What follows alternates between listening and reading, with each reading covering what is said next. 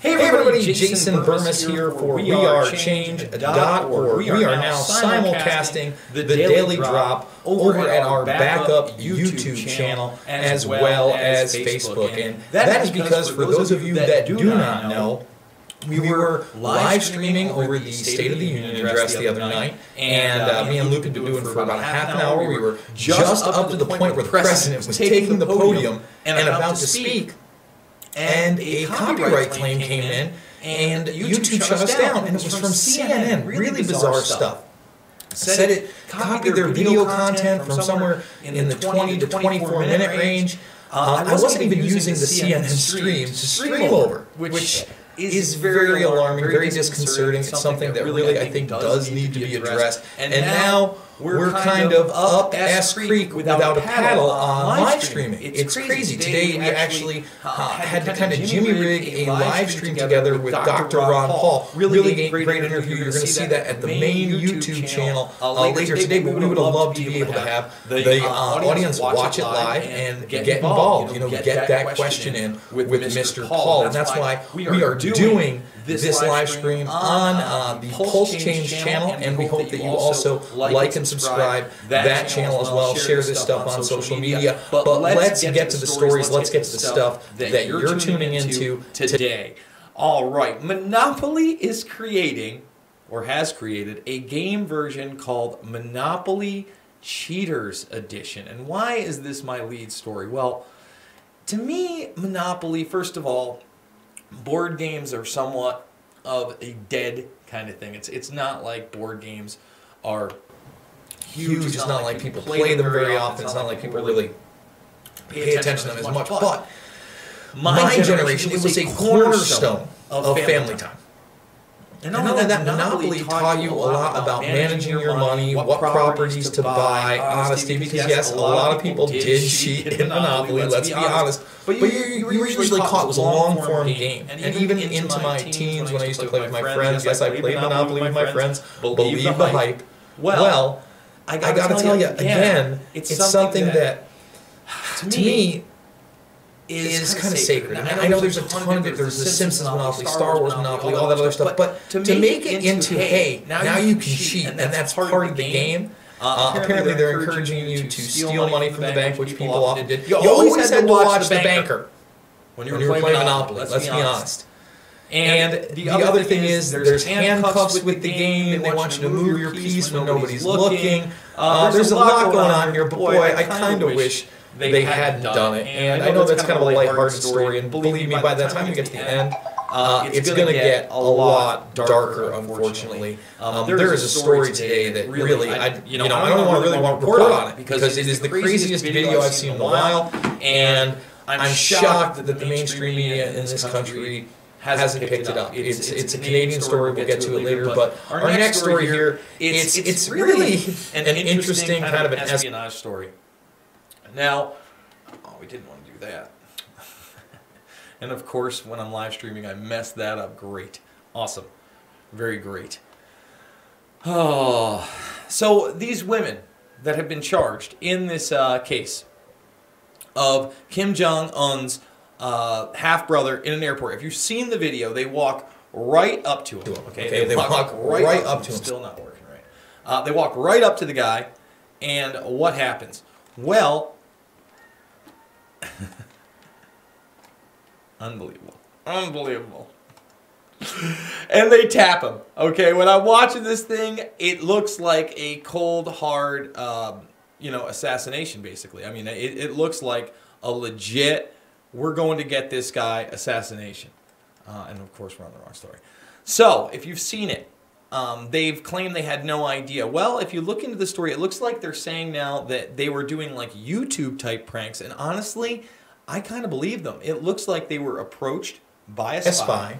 And when they were approached by the spy, essentially, he had them do dry runs of other ridiculous things so they would have no idea that they were going to be taking part in this kind of stuff.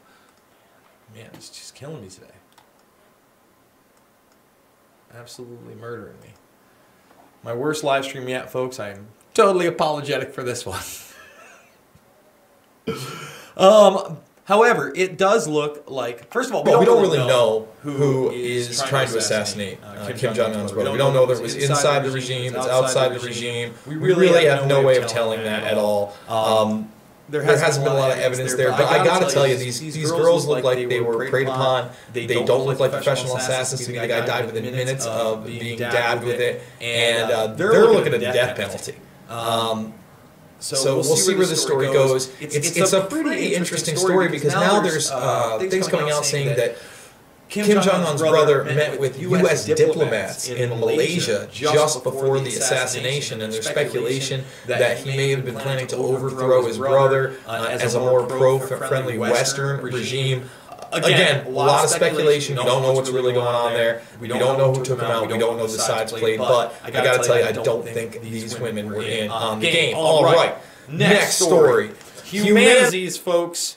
Humanzees. And I'm going to try to get to the bottom of this one. Okay, now, some of you may be familiar with a chimp from the 70s named Oliver. This is not that story. However, right there is a shot of Oliver. Now, he walked upright. He had a lot of facial features that seemed more human-like than chimp-like, and they tested him. He was not in any relation to a human being. However, the man you're looking at there, a professor at the University of Albany, Professor Gallup, is now claiming that one of his mentors confided in him that actually, yes, there are Humanzees, and that one was born in the 1930s in a Florida hospital. And, you know, in the 1930s, let me say that, almost 100 years ago, one of his professors said they took part. They inseminated a woman with, I believe, chimpanzee semen. I'm pretty sure that was it. You got to read the thing. There was a lot of them. Now this is really before genetic splicing. Can you imagine what they're doing today with chimeras? We already know there are thousands of chimeras. And remember, chimeras can be almost anything. It's not a human hybrid per se. It is two different species of animal or plant life or life in general that are crossbred together genetically. And this guy says that basically, there's a lot of things that humans could crossbreed with if given the opportunity to do so. However, there was a moral and ethical problem in it. Now, he's out in the University of Albany. It's kind of my neck of the woods. I'm going to see if I can contact this guy and see what else I can get out of him. See what other things he may be privy to. He actually is a pretty famous professor because he was the one to come up with the test of consciousness for many of these primates with a mirror test where they could recognize their own reflection. So really interesting stuff, something we're going to keep up with here at We Are Change. Next story. Now, Assad has now been accused of gassing his people on at least two separate occasions. The first occasion, it has been relatively debunked that he had anything to do with that. However, now there are people that are claiming that, in fact, no, he is the person that is responsible for this. And they've now proven it, and it has now been linked back to his stockpiles. Now, I would assume if there were a lot of evidence on this, that it would be all over the mainstream media. The mainstream media would be picking this up, anti-Syrian propaganda, anti-Assad propaganda. But it's not out there. However, there are the tests. You are seeing it in kind of the international media slowly that they're saying that the first Syrian attack has now been linked to stockpiles controlled by Assad, simultaneously with reports now that the Syrian government is coming up with new chemical weapons to use in the attack. So another story we have to keep up on, see if there's any validity to this. Again, when we looked at the evidence, it did not look like Assad had anything to do with that first attack in 2013, and I'm highly skeptical of the attack earlier this year. It's one of the biggest problems I've had with this Trump administration. That happens, they offer absolutely no evidence as Assad or his regime, but it's still okay to smart bomb them. All right, the latest Vegas news. Now, there's been a lot of talk about this guy named Douglas Haig in the media now. Now, he was the person who was named. There may have been arrests, there may not be. He went on CBS. He's claiming he's innocent. I know there's a lot of alternative media out there that's linking him to intelligence organizations, the CIA. He's obviously dealing in ammunition. I'm by no means taking him by his word at face value. He said that he basically met Paddock 3 separate occasions. He knew what he wanted. He made the sales, and that was the end of it. Obviously, well, I feel like first of all, if that is not the case, they may not have released his name at all. It may have been classified, especially if they weren't going to charge him anything, or that he really did have these intelligence ties. I'm not saying there's nothing to this story. However, I think there's a lot more to the Las Vegas story outside of a man who may have sold him some ammunition. Long gone by the wayside is the fact that Paddock himself had tannerite ready to be used as explosives, plenty of it, in his truck. Something that would be completely separate from an assault from the 32nd floor of Mandalay Bay. So it's really something that we have to keep in mind. And folks, again, this is a story that's really a hard one to talk about. It's a hard one to show you. You know, We've all gotten in trouble at some time in our lives. Let's get that clear. Myself included, we've all been in a courtroom more than likely at some point, whether it's a ticket or a small infraction, or maybe you were being a punk back in the day. And that may be the case here. I don't know. This kid is in court. He's 18 years old. He is unarmed. Unarmed. These are pictures I'm showing you. Okay? And folks, the video is going to speak for itself here in the corner in a moment. I'm going to just make it bigger. And here he is. He's got no weapon. He's being pulled out into the hallway. Again, is he cooperating? Absolutely not. But he is an 18-year-old kid. These are grown men. Grown officers. 1, 2, 3, 4.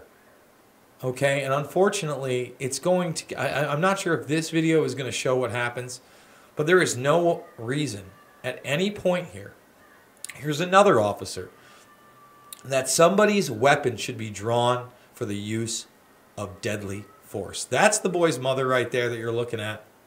They're trying to comfort her. She, luckily, whips her cell phone out. And, folks... It only gets more ridiculous from here. I'm just going to play this video out. We're going to have to, because how this is not a huge story in the mainstream media. The wrestling ensues. Here we go. And it goes into the hallway. And now the mother is here. And she gets her phone. And... folks, I'm telling you right now, I just can't believe where we're going with this. Now, the gentleman gets up who's been filming. And, again, this guy's not cooperating. I understand that. An officer drew his weapon and shot him in the head. I don't know if you just caught that, but we're gonna try to rewind it just a little bit. Okay. There are how many officers here? This is an 18-year-old kid. He drew his weapon right there and shot him in the head. That officer needs to be charged with attempted murder immediately. Immediately. It's not an option. There's nothing else to be said. Folks, that is pure insanity. Shot him in the head. An unarmed 18-year-old. Not how I want to end a broadcast. But folks, I don't think I have much choice. When things like that happen, I mean that's unbelievable on every single level. And it's something that needs to be changed immediately in this country. The idea that something like that can go down and that person isn't immediately put into cuffs for attempted murder. There should be no investigation. There's no reason to shoot a kid in the head in the hallway. Well, that's going to do it for today's Daily Drop. First time on YouTube and Facebook simultaneously. And folks, I hope you enjoyed the broadcast with all the bugs in it. We're going to get it better. We're going to get it more down pat. I promise you. We're going to have somebody on the other end, so I don't have to run my board, show you the articles, talk to you at the same time. We want this to be as professional as possible, and in the next coming weeks and months, We Are Change is going to be doing big things. So thank you all for showing up. And remember, folks, be the change that you want to see in the world.